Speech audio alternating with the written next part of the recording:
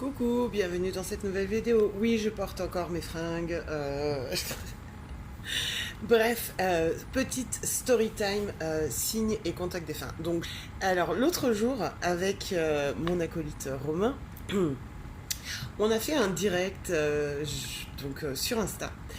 Et il y avait une des abonnées qui demandait effectivement comment on percevait les défunts, etc. Machin, et quand ça arrivait d'avoir une odeur dans le nez et tout ça. Qu'est-ce que ça signifiait, comment on le sentait nous, etc. Et donc je lui explique que de toute façon tous les médiums canalisent à leur manière, il suffit de bien connaître son corps et connaître ses points de ses points de réception du corps et savoir d'où vient cette sensibilité, à quoi elle correspond, etc. et tout ça. Et plus on se connaît, plus on sait par où on réceptionne les messages, ou les défunts, ou les signes, ou tout un tas d'autres choses. Et du coup, voilà, je lui explique ça, machin, sur le direct, et que du coup, ça correspond à chacun, à chaque défunt aussi, comme il a envie de se présenter, parce que le défunt se présente à nous comme il veut. Nous, on décide de rien, on reçoit. Et voilà. Et donc hier, le lendemain, je me lève, je fais ma vie, voilà, etc. Et j'avais une odeur dans le nez que je connaissais, que je connais, que j'aurais pu reconnaître entre mille. Cette odeur ne me lâchait pas de la matinée. J'étais dans ma boucle à moi, personnelle, dans mes réflexions. C'était le jour d'anniversaire de ma grande, de ma fille, etc. J'ai écrit un petit texte sur Insta et tout. Voilà. Donc j'avais du mal à me poser, j'avais du mal à faire mon horoscope pléiadien, etc. Et cette odeur m'obsédait totalement. Et du coup, j'envoie un SMS à mon ex-mari parce que, voilà, après, je vais pas expliquer le pourquoi du comment. Bref, parce que cette odeur, elle correspondait à ma voisine de palier. Quand j'habitais dans le sud et qu'on avait à l'époque le premier appartement qu'on avait, en dessous il y avait une petite dame âgée qui avait un studio, elle sentait le renfermé, etc. Voilà, et cette dame s'appelait Marguerite. Et je me souvenais plus de son prénom, j'avais son odeur dans le nez toute la matinée, j'ai dit mais c'est pas possible, c'est pas possible. Donc je cherche sur internet, machin, j'arrive pas à retrouver et tout. Donc mon ex-mari me renvoie SMS en me disant elle s'appelait Marguerite, je dis oui c'est vrai et tout. Et je lui dis mais je lui redemande du coup parce qu'elle était auteure, donc elle a écrit des bouquins, elle a même eu le prix du roman policier en 1984 pour son bouquin publié chez Masque et Plume qui s'appelle Des voisins très inquiétants. Et je n'arrivais plus à me souvenir ni du titre ni de tout ça. Du coup je lui ai dit écoute Marguerite aide-moi parce que je comprends pas ce que tu me veux, est-ce que tu veux et tout. Et du coup voilà, je suis allée sur internet, les éditions je les ai retrouvées, j'ai retrouvé le titre du livre et j'ai retrouvé son nom d'auteur qui est Caroline pour un jour. Donc c'était voilà, c'est donc le petit clin d'œil pour vous dire voilà comment ça peut se passer. Et une fois que j'ai trouvé, que j'ai compris pourquoi elle venait, que j'ai eu l'information, etc. Et que j'avais cherché la bonne info aussi sur internet et tout, que j'avais retrouvé bref tous les éléments qui correspondaient à cette odeur et à cette personne, eh bien cette odeur a disparu et elle est partie. Tout simplement, toute seule et tout. Et du coup, j'ai eu mes réponses. Et voilà. Donc, c'est le clin d'œil par rapport au direct de la veille où, comme par hasard, on en parlait. Mais moi, je ne crois plus au hasard. Donc, depuis longtemps déjà. Donc du coup voilà, c'était pour vous dire, voilà, ça peut être, c'est un signe, c'est un message qui arrive comme ça, spontanément, et on ne contrôle pas.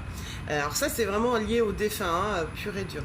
Pareil, une autre fois, je reviens de faire mes courses, et je pensais dans ma tête à une personne, en fait je pensais à une personne en particulier, dans mon esprit, et j'étais en train de dire au mari de cette personne qui est donc décédée, dans ma tête, je lui disais écoute, je ne sais pas ce que je peux apporter de plus, comment je peux faire les choses de plus, je crois que j'ai tout dit, j'ai tout fait, je fais mon maximum avec ce que je suis moi aujourd'hui, tu sais comment je suis, tu sais qui je suis, et maintenant de là-haut, tu sais encore mieux qui je suis et encore plus qui je suis.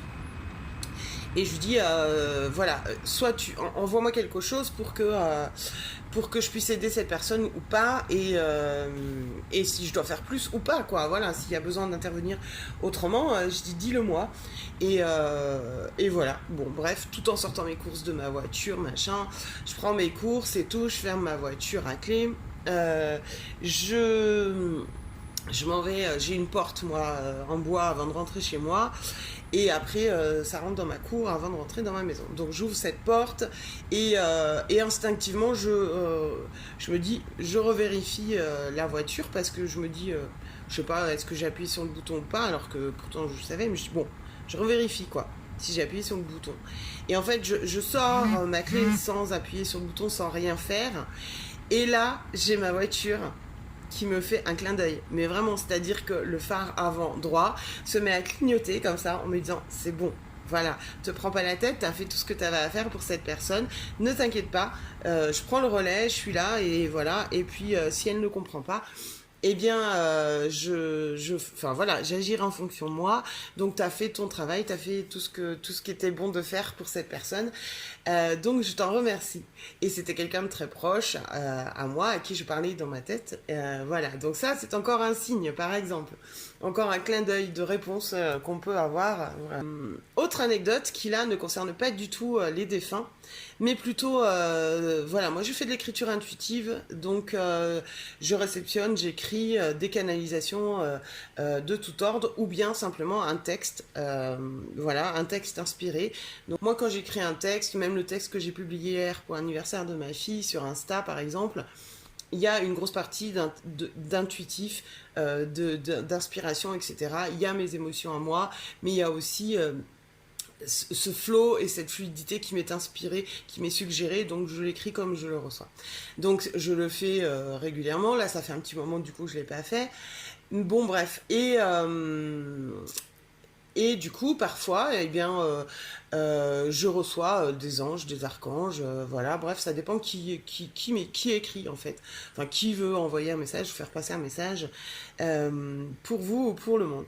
Et donc là, c'était pas pour de l'écriture, mais c'était pour moi, pour ma vie perso, en fait, un matin, donc c'était il y a peut-être bien 5 ans maintenant. En plein été, j'étais très très très très malade. C'était encore l'époque de ma vie où j'avais encore des suivis pour le cancer, etc. Le divorce compliqué, enfin bref, des choses très très très difficiles. Donc je me lève, et comme d'habitude, en plein été, je me lève et en fait j'ai senti sur moi comme quelqu'un, alors avec beaucoup de fermeté, mais beaucoup de fermeté, beaucoup d'amour, mais avec aussi quelque chose de voilà, rallonge-toi, écoute-moi, j'entends ça. Et je suis là, ben non, mais il faut que je fasse ma life, quoi. Enfin, j'ai des choses à faire, quoi. Non, rallonge-toi, écoute-moi. Et je sentais hein, que c'était assez ferme, direct. C'était pas du tout méchant, mais voilà. Donc je me rallonge et je suis là, bon bah ok, super. Maintenant je suis allongée, ok.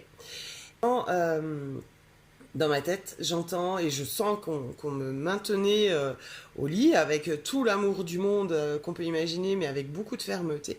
On me dit, je suis Métatron. Et je lui fais, ouais, bien sûr. Et moi, je suis la reine d'Angleterre. Et, et du coup, il me dit, mais je suis Métatron. Je dis, bah oui, oui bah, évidemment. Je dis, Métatron, je le reçois tous les jours, c'est bien connu. C'est à lui que je parle tous les jours de ma life, quoi. Donc voilà. Et il me dit, bon, alors à un moment donné, il va falloir m'écouter. Alors je dis, ben, j'écoute. Il me dit, arrête de rire, écoute-moi. Et il m'explique tout un tas de choses de ma vie personnelle, voilà, et de ma mission entre guillemets spirituelle, de entre guillemets pourquoi j'ai des ailes dans le dos qui sont aussi fortes et aussi puissantes en termes de capacité de soins et de guérison. On en a tous des ailes, hein, vous en avez tous, n'importe qui, enfin voilà, c'est pas un problème. Bon bref, et donc il m'explique et tout.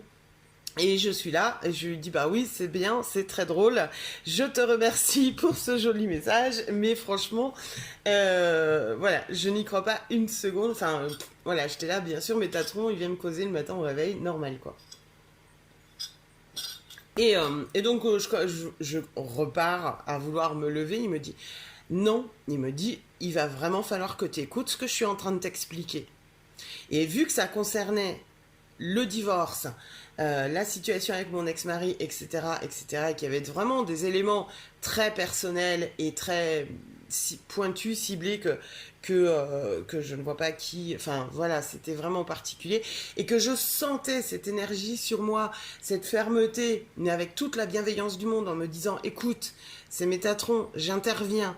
J'interviens parce qu'il y a une forme d'urgence de vie, d'urgence énergétique vitale pour toi et que tu as besoin de comprendre et de recevoir en direct sans passer par quelqu'un d'autre, ni par quoi que ce soit d'autre, ni par un soin, ni etc., pour que je te donne les éléments clés, pour que je t'explique, pour que je te donne les outils et que tu saches avancer et que tu saches où ça va et pourquoi ça va là, quoi. Et c'était tellement intense, tellement ferme, tellement wow et tellement impressionnant que je n'ai plus su quoi répondre et je me suis retrouvée là. Ben merci quoi, merci, j'ai fondu en larmes et j'étais mais scotchée de chez scotchée quoi. C'était waouh. Voilà et il me dit et voilà, il m'explique que généralement c'est aussi comme ça qu'ils interviennent auprès de médiums, etc.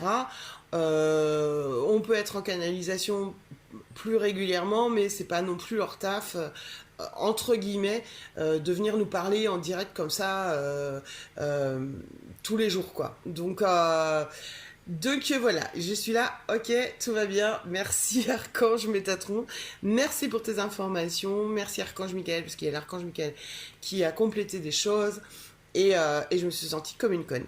Voilà, comme une conne qui était en train de se foutre de leur gueule et en train de me dire ouais, c'est la fête, bienvenue chez moi. Ça, voilà pour l'anecdote. Une autre fois aussi, je passais au tribunal le lendemain bref, ça concernait le divorce, etc.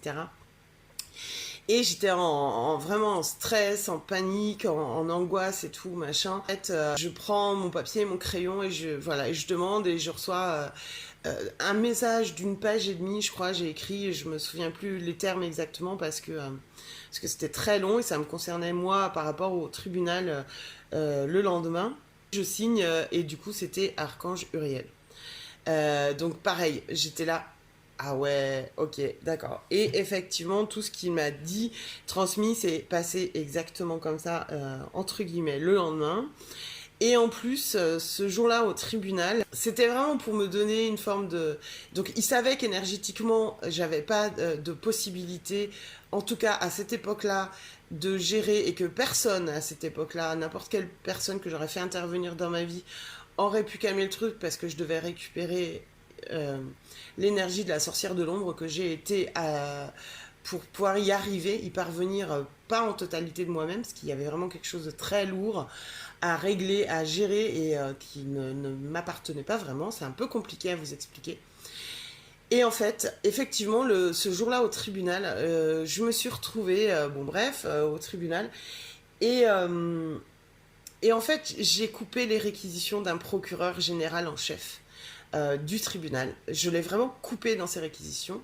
Donc ils sont à peu près tolérants les 15 premières secondes parce que les gens qui ne savent pas comment ça fonctionne ou alors qui sont là pour une première fois au tribunal et tout ça, voilà, ils savent que tout le monde n'est pas au fait de la loi.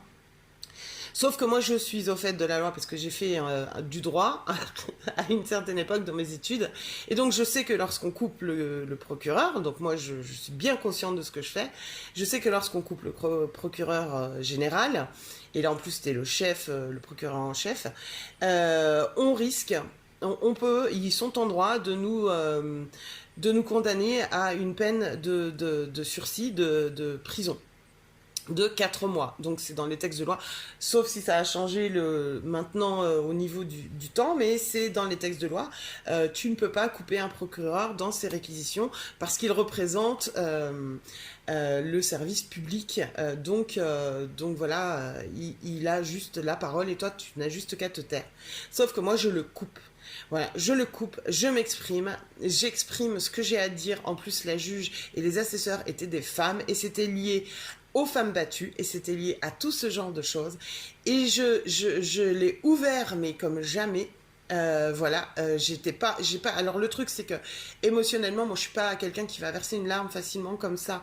En tout cas sur ce genre d'émotions lourdes, au contraire, je rentre dedans. Et donc c'est ce qui s'est passé. Et du coup, elles m'ont regardé, les juges, enfin la juge, les assesseurs m'ont regardé. Il n'y a plus personne qui a sorti un mot. Et il y a les 50 personnes qui étaient dans le public du tribunal qui se sont mis à huer et à crier sur le procureur de la République. Donc, résultat des courses, pour cette histoire, j'ai été condamnée à rien du tout et sans casier judiciaire. Voilà, parce qu'il fallait marquer le coup, puisque j'avais coupé le procureur en chef. Or, je savais ce que je faisais. Et voilà, je suis ressortie, mon avocat m'a dit, mais tu parles beaucoup trop, mais t'es insupportable, mais comment tu peux parler autant et remettre les gens à leur place comme ça? Eh ben oui, c'est mon rôle de médium quand je remets les gens à leur place et que je les repositionne dans leur rôle d'humain.